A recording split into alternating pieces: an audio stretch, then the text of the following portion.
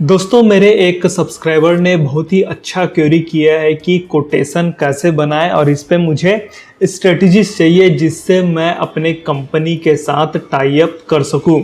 तो मैं आपको लिटरली कहना चाहूँगा दोस्तों कि जो कोटेशन का प्रोसेस रहता है वो पर्टिकुलर बिजनेस के लिए बहुत ही सेंसिटिव टॉपिक रहता है, क्योंकि आप अपने बिजनेस पे अपने क्लाइंट को कमिट करते हैं पर्टिकुलर सर्विस या प्रोडक्ट के लिए कि हम आपको इस टाइप की सर्विस प्रोवाइड करेंगे। अगर आप कोटेशन पे जो सर्विस प्रोवाइड कर रहे हैं उसको रिटर्न पे दे रहे हैं और वहाँ पर प्रोवाइड नहीं कर पा रहे हैं तो आपके लिए आपका क्लाइंट थोड़ा इशू कर सकता है वहाँ पर और आपके लिए थोड़ा लॉस हो सकता है आपके बिजनेस पे। तो ये बहुत ही ज़्यादा इम्पॉर्टेंट होता है दोस्तों कि जब आप कोटेशन पे वर्क कर रहे हो तो आपको इन डेप्थ नॉलेज होना चाहिए कोटेशन का जो स्ट्रेटजी रहता है उस पर। इसके अलावा आपको मैं ये भी कहना चाहूँगा कि जो प्रोसेस रहता है वो एक 10 मिनट की वीडियो पे आपको नहीं बताया जा सकता। तो इसके लिए मैं आपके लिए एक पूरा स्ट्रेटजीज डिजाइन किया हूँ। ये पहला पार्ट है इस पूरे स्ट्रेटजीज का। आने वाले पार्ट पे मैं आपको पूरा डिटेल बताऊंगा कि कैसे कोटेशन को फाइलिंग किया जाता है और उस पर कैसे इस पर वर्क किया जाता है। तो देखा जाए तो ये पूरा प्रोसेस रहता है दोस्तों। यहाँ पर मैं अभी पहले पार्ट पे बात कर रहा हूँ, दूसरा पार्ट भी आएगा, फिर तीसरे पार्ट में मैं आपको इसके बारे पे और डिटेल पे बताऊंगा। पहले पार्ट पे हम लोग बात करेंगे कि आपको कोटेशन जब बनाना हो तो उसके पहले क्या करना रहता है, किन चीज़ों का ध्यान रखना पड़ता है कोटेशन स्ट्रेटजीज पे। पहले बोल दे रहा हूँ दोस्तों ये बहुत ही सेंसिटिव टॉपिक है, इसलिए आपको थोड़ा इसमें ध्यान देकर आपको चीज़ों को हैंडल करना पड़ सकता है। बहुत सारी चीज़ें आपको इस पूरे सीरीज पे मिलेगी, पार्ट 1 पे, पार्ट 2 पे, पार्ट 3 पे। तो इस पूरे सीरीज को ध्यान से देखिए और बहुत सारी लर्निंग आपको यहाँ पर मिलने वाली है। तो बढ़ते हैं दोस्तों इस वीडियो पे फिर आगे।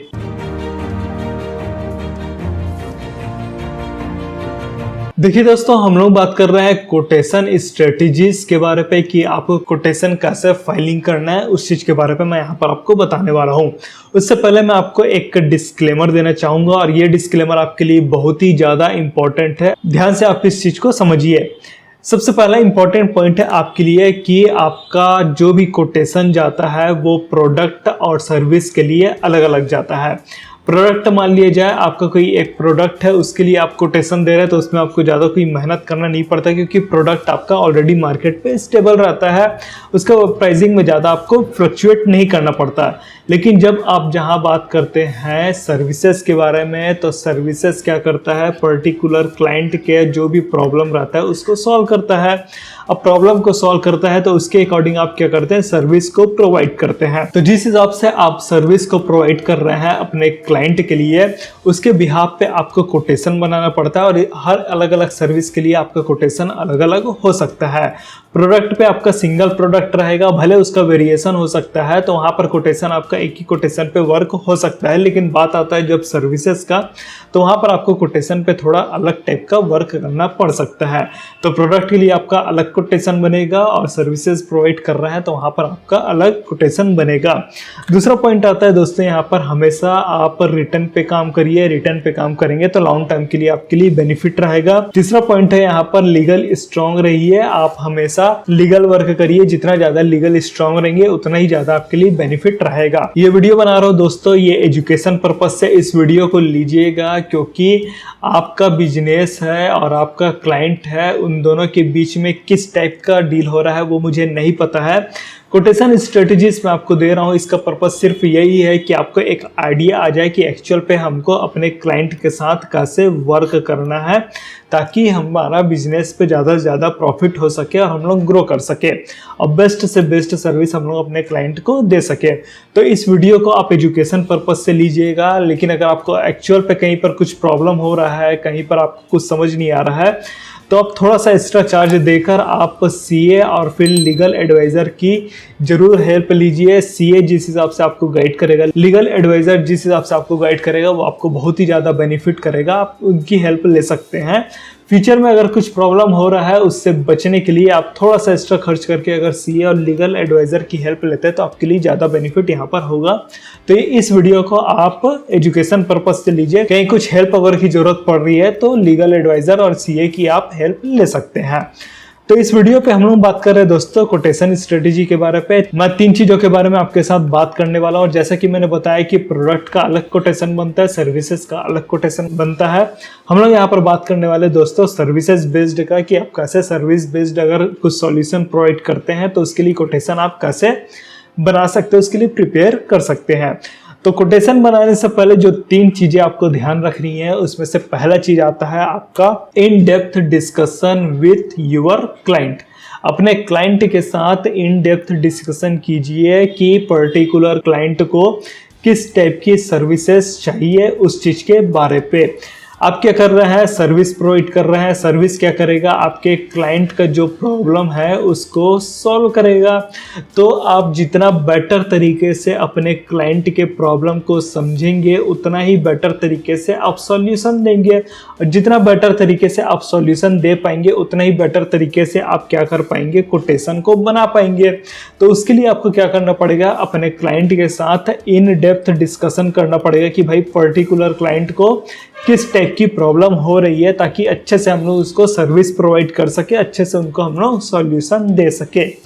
एक बार जब आपका इन डेप्थ डिस्कशन हो जाता है आपके क्लाइंट के साथ, तब यहाँ पर आप क्या करते हैं, सेल्फ एनालिसिस करते हैं कि भाई हम अपने क्लाइंट का जो भी प्रॉब्लम आ रहा है उस पर जो हम सॉल्यूशन देंगे, उस पर हम लोग किस टाइप का सॉल्यूशन दे सकते हैं, किस टाइप से उस पर हमारा स्ट्रेटजी रहेगा और कैसे हम इस पे वर्क कर सकते हैं। तो यहाँ पर दूसरा पॉइंट आता है आपके लिए सेल्फ एनालिसिस। आप खुद को चेक करते हैं, खुद के रिसोर्सेज देखते हैं, खुद की टीम देखते हैं, खुद का स्किल देखते हैं, खुद का नॉलेज देखते हैं कि हम इस क्लाइंट के प्रॉब्लम को सॉल्व कर पाएंगे कि नहीं कर पाएंगे। ये सब चीज़ों को आप एनालिसिस करते हैं। और एनालिसिस करते तो आपको बहुत सारी चीज़ें क्लियर होती है। मान लिया जाए कुछ रिसोर्सेज अवेलेबल नहीं है तो हमको किस टाइप की रिसोर्सेज की ज़रूरत पड़ेगी। कुछ हमारे पास टीम मेंबर की कमी है तो हमारे पास किस टाइप के लोगों को हायर करना पड़ेगा। हमारे पास कुछ स्किल नहीं है तो किस हिसाब से हमको स्किल को डेवलप करना पड़ेगा ताकि इनके प्रॉब्लम को बेटर तरीके से हम लोग सॉल्व कर सके। कुछ नॉलेज नहीं तो कैसे हमको नॉलेज को एक्वायर करना है। ये सब चीज़ों पे आप क्या करते हैं, सेल्फ एनालिसिस करते हैं कि हम लोग किस लेवल पे इनके प्रॉब्लम को सॉल्व कर सकते हैं। और जब आपका सेल्फ एनालिसिस होता है तब यहाँ पर तीसरा पॉइंट आता है आपका प्राइसिंग स्ट्रेटेजी का, कि भाई हम लोग कितने प्राइसिंग पे पर्टिकुलर क्लाइंट का जो प्रॉब्लम हो रहा है उसको हम लोग सॉल्व कर सकते हैं। प्राइसिंग बहुत ही ज़्यादा इंपॉर्टेंट है दोस्तों। आपको प्राइसिंग इस हिसाब से देना चाहिए ताकि आपके क्लाइंट को भी लॉस ना हो और आप जब प्रोजेक्ट पे वर्क करें तो आपको भी ये फील नहीं आना चाहिए कि हम लोग काम ज़्यादा कर रहे हैं और प्राइसिंग यहाँ पर कम लिया जा रहा है। क्योंकि आप क्या कर रहे हैं, कोटेशन दे रहे हैं, कोटेशन पे हर चीज़ मेंशन रहता है, आपका प्राइसिंग सर्विसेज किस टाइप का दे रहा है। अभी ये जो सेकेंड वीडियो आएगा उसमें मैं आपको इस चीज़ के बारे पे भी बताने वाला हूँ। अभी तो हम लोग ये देख रहे हैं कि भाई कोटेशन जब आप फाइलिंग करते हैं, जब बनाते हैं, उसके पहले आपको क्या करना है। तो प्राइसिंग आपके लिए यहाँ पर बहुत ही ज़्यादा इंपॉर्टेंट हो जाता है। एक सिंपल सा मैं आपको एक एग्जांपल देना चाहूँ यहाँ पर, तो मैं आपको बोलूँगा कि जब आप क्लाइंट के साथ डिस्कस कर रहे हैं, उसके प्रॉब्लम को अच्छे तरीके से आइडेंटिफाई कर रहे हैं, तो आप यहाँ पर क्या करते हैं, सेल्फ एनालिसिस करते हैं कि हमको किस हिसाब से इस पर वर्क करना है। मान लीजिए आपका सेल्फ एनालिसिस कर रहे हैं और आपने अपना एक्सपेंडिचर निकाला कि पर्टिकुलर प्रॉब्लम को सॉल्व करने के लिए हमारा जो सर्विस रहेगा उस पर हमारा बजट आ रहा है 1 लाख रुपीस का, कि 1 लाख रुपए में हम इनको सर्विस प्रोवाइड करेंगे। तो जब आप प्राइसिंग वहां पर कोट करेंगे तो आप क्या करिएगा, 1 लाख रुपए से थोड़ा सा ज्यादा अपनी प्राइसिंग को वहां पर बताइएगा। 1 लाख रुपए से ज्यादा कितना बता सकते हैं, 1,20,000 हो गया, 40,000 हो गया, 1,50,000 भी हो सकता है आपके लिए। तो यहाँ पर प्राइसिंग थोड़ा सा ज्यादा बताने का क्राइटेरिया यहाँ पर ये रहता है दोस्तों कि जब आप एक्चुअल प्रोजेक्ट पे वर्क करते हैं तब यहाँ पर डेफिनेटली रहता है कि आपका कॉस्ट वहाँ पर थोड़ा सा हाई हो जाए। होता क्या है दोस्तों, जब आप कैलकुलेट करते हैं चीज़ों को तब आपके सामने जो रिजल्ट आते हैं वो अलग रहते हैं, लेकिन जब आप प्रैक्टिकल प्रोजेक्ट पे वर्क करते हैं तब जो रिजल्ट आता है वहाँ पर अलग रहता है।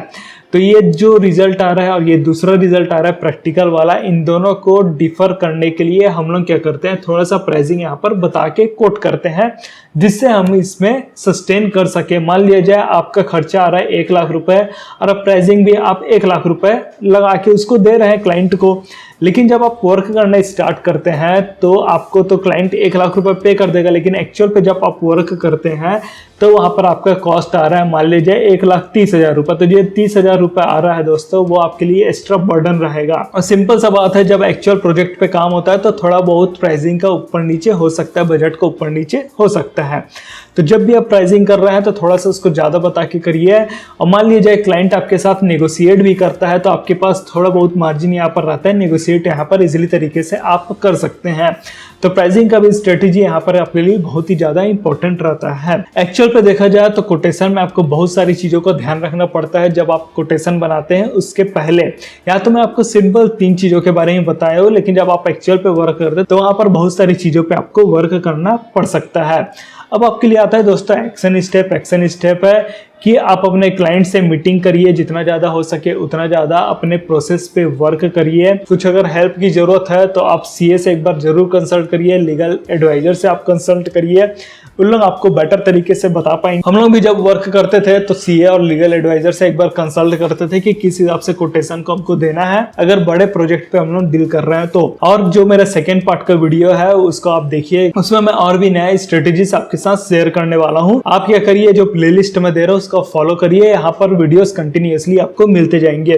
कुछ डाउट है दोस्तों तो कमेंट करके बताइएगा। वीडियो पसंद आए तो लाइक करिए, वीडियो को शेयर भी करिए जिससे दूसरे भी लोगों को इससे हेल्प हो सके।